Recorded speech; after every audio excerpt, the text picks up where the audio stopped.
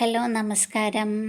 ഞാൻ മോന് 8ാം ക്ലാസ്സിൽ പഠിക്കുന്ന മകന് മലയാളം പറഞ്ഞു കൊടുക്കുന്ന സമയത്ത് എനിക്ക് വളരെ രസകരമായി തോന്നിയ ഒരു പാഠഭാഗമാണ് അംബികാസുധൻ മങ്ങാടിൻ്റെ ഒരു കഥ.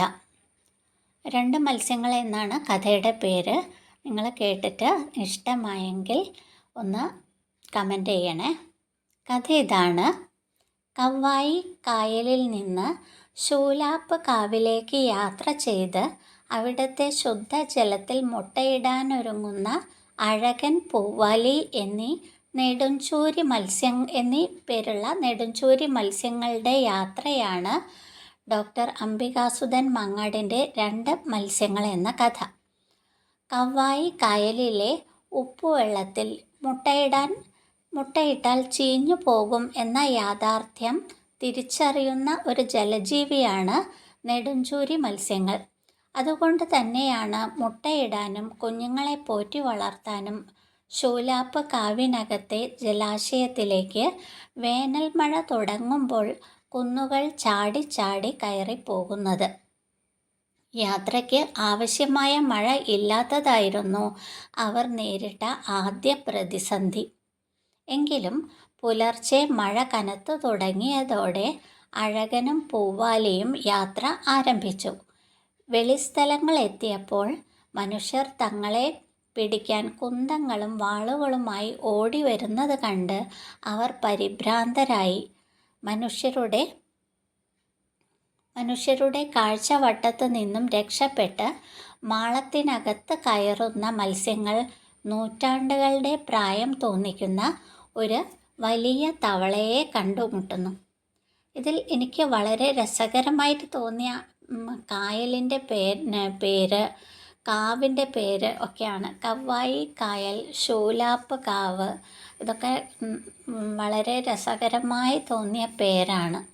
അത് സങ്കല്പിക്കുകയാണ്.